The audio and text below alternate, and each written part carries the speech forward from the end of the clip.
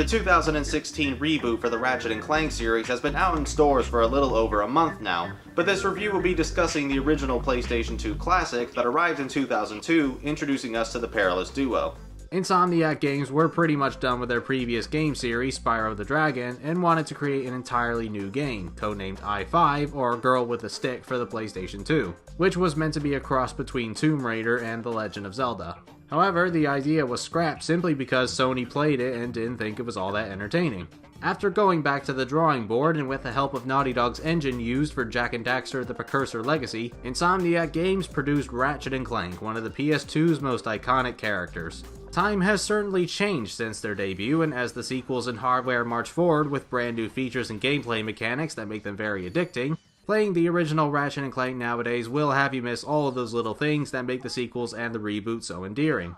That's not to say the PS2 classic hasn't aged gracefully, it most certainly has, and in some areas even excels the reboot. But this is unfortunately one of those games that hasn't become obsolete per se, but isn't as replayable or fine-tuned as the later entries will be.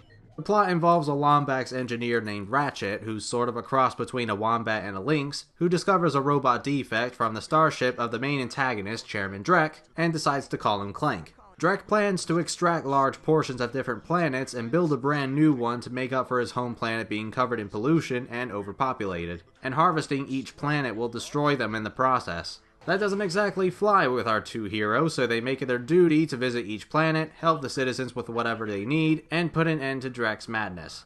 Ratchet and Clank is a third-person platformer run-and-gunner that gives you all sorts of tools and weapons to conquer each of the planet's traps and dispose of the many types of enemies you'll encounter.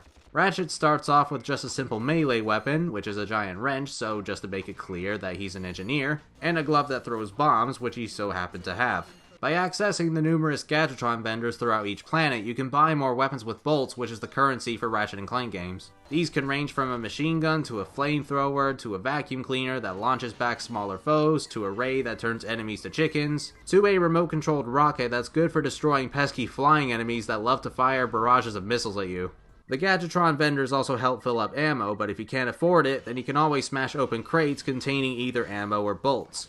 While this is mainly a third-person game, you can also fire weapons from a first-person perspective, but it's a little on the sensitive side and targeting isn't always accurate, even in third person. The game is called Ratchet and Clank, however, which means a couple of times during the adventure, you'll also be able to play as Clank. When playing as Ratchet, Clank usually helps him out as a helipack or a jetpack that makes platforming a bit easier. But the Clank-only sections focus more on puzzles where you have to command little robots to attack giant foes and open gates to let you through to the next area.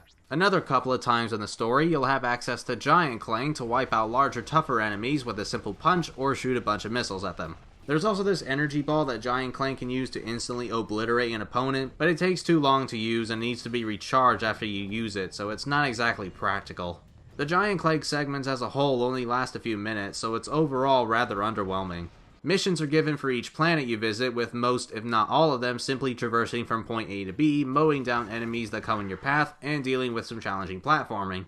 This includes using a number of gadgets that can either involve swinging across gaps, grinding on rails, walking on magnetic tracks, draining and filling up water in a given area, or hacking a door or an elevator by redirecting lasers. There are also secret collectibles to find in each planet in the form of gold bolts, which don't really do anything aside from using them to purchase gold weapons after a certain moment in the game and in New Game Plus, with an extra perk or two to some of the weapons you already own, making them more powerful. It's the closest thing you'll get to upgrading your weapons like you can in the sequels. But this comes far too late in the game to be deemed useful by that point, and it's a fairly hidden area, so that doesn't help either. Now, while there's nothing technically wrong with the original Ratchet and Clank, it does have a few issues, particularly being the first of the series. Let's pretend for a moment that the sequels don't exist and improve the gameplay substantially, and just look at Ratchet and Clank as a game itself. One major problem is that it can be excruciatingly difficult to earn bolts without performing an infamous glitch in Blackwater City, which makes it near impossible to earn a weapon called the Rhino that's offered to you early in the game for the price of 150,000 bolts. Even when you don't spend a lot on ammo or weapons altogether, the only way to earn that many bolts on your first playthrough is through grinding. As well as the Rhino being the most powerful weapon in the game, it feels like Ratchet and Clank painfully teases the player with the potential of total destruction. Secondly, there's a little bit of padding going on with the story to make it seem longer than necessary. Ratchet and Clank's not a very long game anyway, it's only around 6 to 8 hours, but there are a few planets in the game that don't feel like they should be there. Like the planet Ultanus that has endless lightning strikes and Ratchet has to go on his own, only to obtain the Morpho Ray and a Gadgetron PDA to buy stuff on the fly at the cost of more bolts. The final level is also infuriatingly brutal for all the wrong reasons. The checkpoints are few and far between, and it throws several of the toughest enemies in the game all at once with attacks that are needlessly tricky to dodge. It's sure to cause some rage here and there.